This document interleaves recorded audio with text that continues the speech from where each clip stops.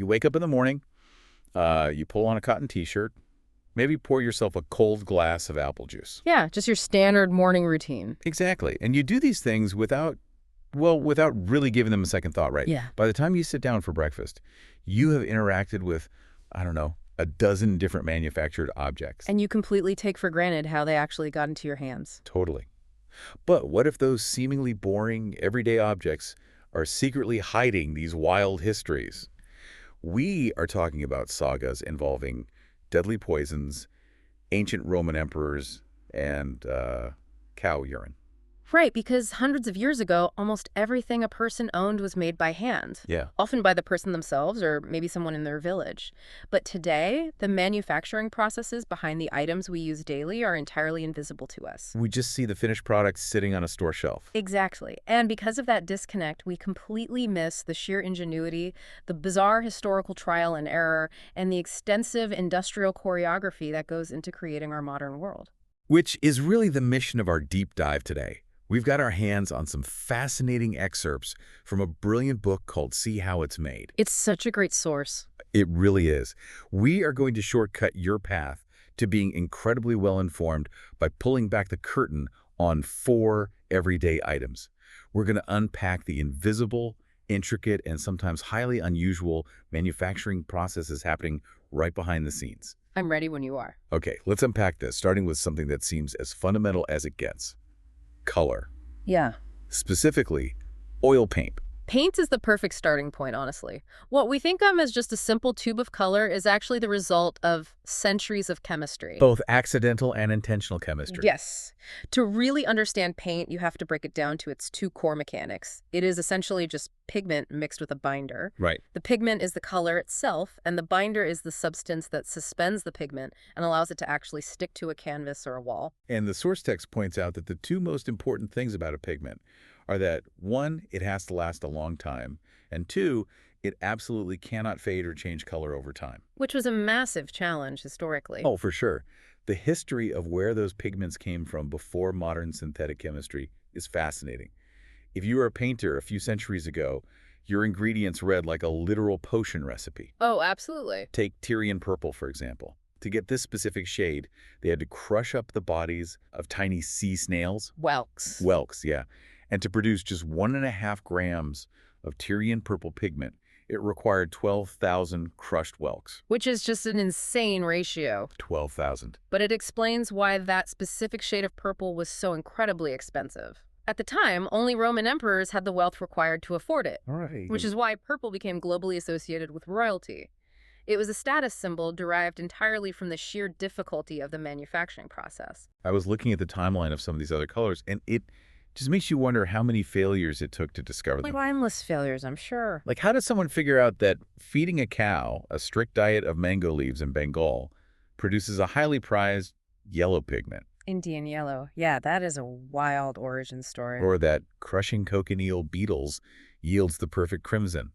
They even used arsenic to create emerald green. Arsenic.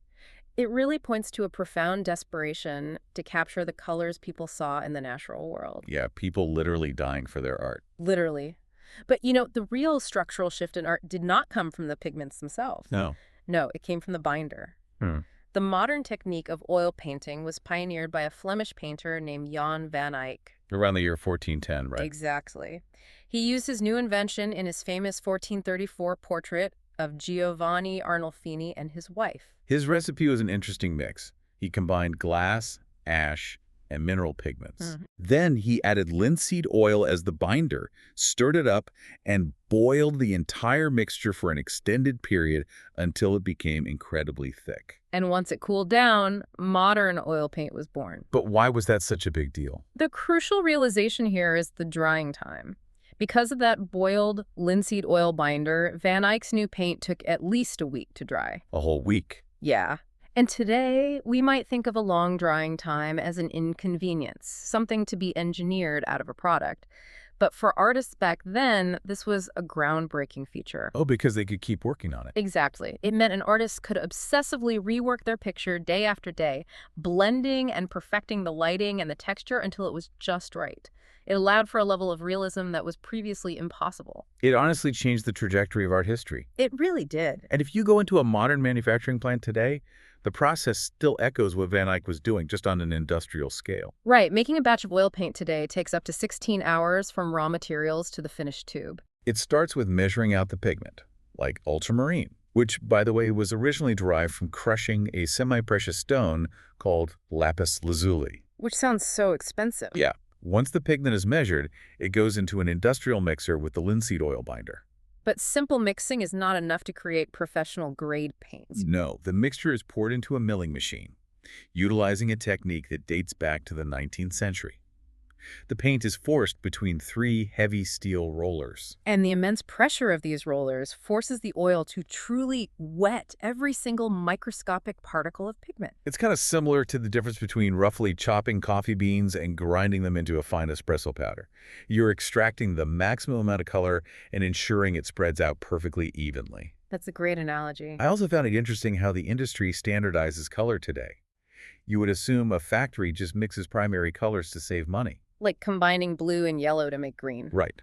But professional paint factories almost strictly use one specific unique pigment for each individual color. Just to ensure the highest quality and chemical stability over time. Yeah, exactly. It demonstrates how the industrial standardization of color really impacted the art world. Artists no longer had to be chemists grinding their own dangerous minerals. And no more arsenic. Right. They could rely on an invisible, rigorous manufacturing standard. And the precision of mixing those chemical components translates surprisingly well to how we mix what we eat. Which brings us to food. Let's look at the history and science of ice cream. Ice cream has a surprisingly epic lineage. It really does. Emperor Nero famously wanted a cool fruit dessert, so he ordered his runners to trek up into the mountains to fetch snow. Actual snow. Yeah, which they would all the way back just to be topped with fruit and honey. Talk about a supply chain. Right. But jumping forward to the modern era, the invention of the ice cream cone itself was a complete accident. I love this story. It happened in the United States at the 1904 St. Louis World's Fair. An ice cream seller ran out of dishes to serve his dessert in. So what did he do? He partnered with the waffle maker in the very next booth. The waffle maker rolled a warm waffle into a cone shape, they scooped the ice cream inside, and it became an instant cultural staple. The waffle cone was a brilliant pivot, for sure, but it also solved a very real public health issue. Oh, yeah. Here's where it gets really interesting. Before that accidental invention, the way people ate ice cream on the street was highly problematic. Highly problematic is putting it mildly. True. During the Victorian era, street vendors sold what they called penny licks. You paid a single penny, and the vendor handed you a small, thick, reusable glass dish with a scoop of ice cream. And then the customer would lick the glass clean, Hand it back to the vendor. and the vendor would give it a quick wipe with a dirty cloth. A dirty cloth. That left traces of dirt and the previous customer's saliva right there on the glass before the vendor scooped the next serving for the next person in line. Penny licks were so notorious for spreading disease, particularly cholera and tuberculosis, that they were eventually outlawed completely in cities like London. It is such a stark reminder of why our manufacturing and serving standards evolved the way they did. Absolutely. Making commercial ice cream today is a highly controlled, scientific process that takes over 12 hours, entirely focused on hygiene and chemical stability. It starts in pristine metal containers, moving through a network of pipes. The ingredient list includes powdered milk and sugar, of course, but also dextrose. Which is a simple sugar derived from corn that lowers the freezing point of the mixture. They also add emulsifiers to stop the fat and water from separating, along with an ingredient called alginate. Alginate. Yeah, alginate is actually a natural polymer derived from brown algae or seaweed. Seaweed in ice cream. I know, right? It acts as a stabilizer, thickening the mixture and helping the ice cream keep its structural shape as it begins to melt. The real engineering happens during the thermal processing, though. First, the mixture must be pasteurized. It is heated to exactly 72 degrees Celsius, or 162 degrees Fahrenheit. And this temperature is continuously recorded by a thermograph. Right, to provide a legal guarantee that all harmful bacteria are destroyed. Goodbye, Victorian penny lake diseases. Exactly. And following pasteurization comes homogenization. They take this liquid mixture and force it under incredibly high pressure through a microscopic mesh. This violently smashes the fat globules in the milk, breaking them down into such small pieces that they can no longer clump together. Which is what guarantees the final texture of the ice cream is perfectly smooth rather than grainy. Then it rests in an aging vat to cool down for 12 hours, or sometimes overnight, before the liquid flavorings are added. But the most important step happens right before it freezes. A whipping process. Yes, the mixture is whipped violently to incorporate air. The goal is to make it light and fluffy. Up to 50% of the volume of a single scoop of ice cream is just air. Half of it. Half of your scoop is air. The source notes explain that without that whipped air, a scoop of ice cream would just be a rock-solid, milky ice cube. You would break your teeth trying to eat it. Only after it is pumped full of air does it get sent into a blast freezer. These industrial freezers drop the temperature down to -30 to -40 degrees Celsius. Which freezes the ice cream rapidly, preventing large ice crystals from forming and locking in that airy, smooth texture. We take something soft, sweet, and cold, but creating it requires intense heat, extreme cold, and significant industrial pressure. And speaking of the evolution of hygienic vessels, from the dirty, shared glass of the Victorian penny lick to the precision-engineered containers we use today, it brings us to our next subject. Blown glass. The manufacturing of blown glass, yes. To make glass, the furnaces in a modern factory have to maintain a sizzling temperature of 1400 degrees Celsius. That is 2,550 degrees Fahrenheit. You are essentially turning solid rock and sand into a runny, glowing liquid that looks like thick syrup. The evolution of this craft is staggering when you look at the history. Yeah, the ancient Egyptians were among the earliest known craftsmen to work with glass, but they didn't blow it. No, to make a hollow container, they molded mud and sand into the shape of a bottle, dipped that core into molten glass, and waited for it to cool. And once it was cold, they had to painstakingly scrape all the sand and mud out of the inside. Sounds incredibly tedious. Glassmaking slowly evolved as craftsmen figured out how to blow air into it to create hollow spaces. But a major leap forward happened in 1688. Right, when an Englishman named George Ravenscroft invented lead crystal. He did that by replacing some of the standard ingredients with lead oxide. The addition of lead oxide fundamentally changed the atomic structure of the glass. It increased the density and the refractive index, which produced a material that was perfectly transparent. It was so clear it was used to manufacture lenses for early telescopes and magnifying glasses. And because of that increased atomic density, lead crystal possesses a unique physical property. The sound. Yes, when you tap it with your fingernail, it produces a distinct resonant ringing sound. Beyond the chemical properties, there is a brilliant piece of tactile user interface design from about 100 years ago mentioned in the sources. Oh, the poison bottles. Yes. If a glass bottle contained a deadly poison, manufacturers did not just rely on a paper label.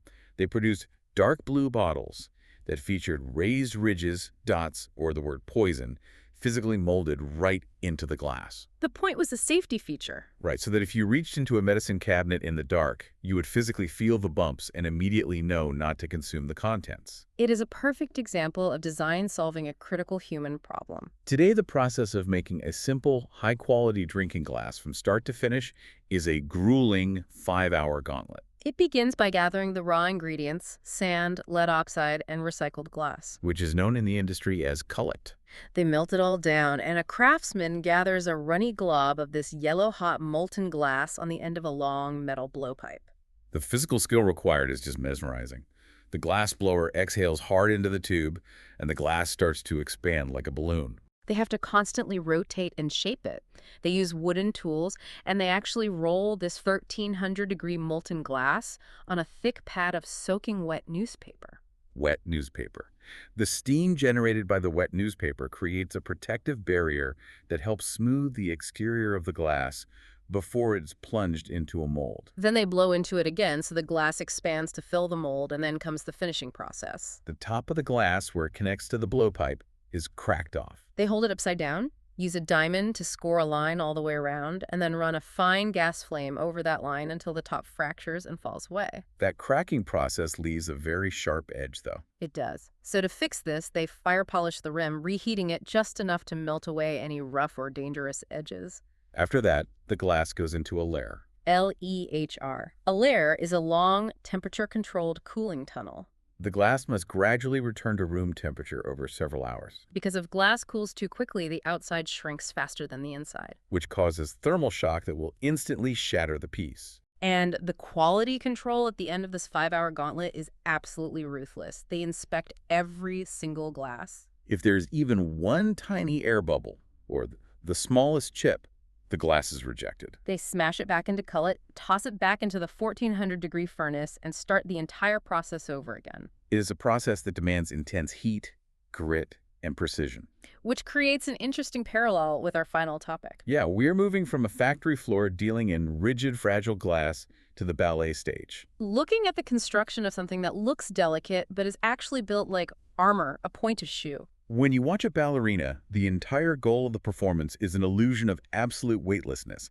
They look delicate, effortless, and graceful. But the shoe that allows them to do that is a heavy-duty piece of engineering. Dancing shoes with stiffened toes have existed since around 1810. But it was a famous Italian ballerina named Marie Taglioni who popularized the use of the pointed shoe in the 1830s. She wore them to portray magical, romantic heroines, creating an unprecedented sense of weightlessness by dancing entirely on the tips of her toes. The anatomy of the shoe designed to achieve that feat is highly specific. On the outside, it is covered in pink satin. And the reason for the pink satin is so it seamlessly matches the dancer's tights. It creates one continuous, unbroken visual line all the way down the leg to the floor. And it is tied with satin ribbons that are 50 centimeters long to secure it to the ankle. Beneath that delicate satin exterior, though, is serious structural support. The upper part of the shoe consists of the outer layer of satin backed by 2 tough layers of cotton canvas, all stitched together. The sole is a rigid piece of leather, usually stamped with the manufacturer's name, backed by a stiff insole and a rigid shank that supports the arch of the foot. But the true engineering marvel is in the toe block. This is the part that takes the entirety of the dancer's body weight, and it is not made of wood or plastic. No, it is constructed from decreasing triangular shapes of paper and a material called hessian, which is a tough woven burlap or jute fabric. They layer these triangles of paper and hessian and cement them together using a secret organic flour and water paste. When that paste dries, it hardens to become as strong and supportive as solid wood. But because the core of that hardened block relies on a natural organic flour paste, it creates a rather unexpected biological vulnerability. Yeah, this part is wild, contrasting sharply with its armor-like strength. Since that paste is made of flour, if a dancer leaves her warm, damp, pointed shoes sitting in a closed bag or a locker for a few months, the organic material inside the shoes can actually spawn a hatching of tiny weevils. living insects. Living insects can hatch right out of the shoes. It really highlights the organic materials hiding inside this beautiful object. And despite all of the modern automated manufacturing techniques we have discussed today, pointed shoes remain an intensely human, personalized craft. A dancer's feet are their entire livelihood. Most ballet companies rely on a dedicated shoe mistress to manage inventory. And a professional female dancer will often require her shoes to be entirely handmade by one specific maker whose construction style perfectly suits the unique biomechanics of her foot. It is a fascinating blend of mass manufacturing and bespoke craftsmanship. It really is. That brings us to the end of our journey today. We have traveled from oil paints made of arsenic and crushed beetles to the public health shifts caused by Victorian ice cream glasses. We have explored the atomic density of lead crystal glowing at 1400 degrees. And discovered the bug-infested, armor-plated reality hiding inside a delicate ballet shoe. It's been quite a ride. If we connect this to the bigger picture, the overarching theme here is the invisible industrial choreography of our world. Yeah. Every single one of these objects, which we might dismiss as mundane, is actually the endpoint of a centuries-long saga. We are looking at the culmination of extensive trial and error, profound chemical discoveries, and enduring craftsmanship. It changes the way you look at the physical world around you. And we want to leave you with a thought experiment to explore on your own after you finish listening today. Given this rich history of hidden materials, engineers and environmentalists are currently developing a concept called the materials passport. It is a digital identity for everyday physical objects, Tracking every single raw material, chemical binder, and origin point from the factory to your desk. It raises an important question about the future of manufacturing. If every object had a visible history attached to it, how would that change our relationship with the things we buy, use, and throw away? Look at the most mundane, ordinary object sitting right next to you at this very moment. Based on what we just learned, what invisible, centuries-long saga of human trial, error, and bizarre historical ingredients might be hiding inside it? Keep looking closely at the world around you because nothing is really as simple as it seems. We'll catch you on the next deep dive.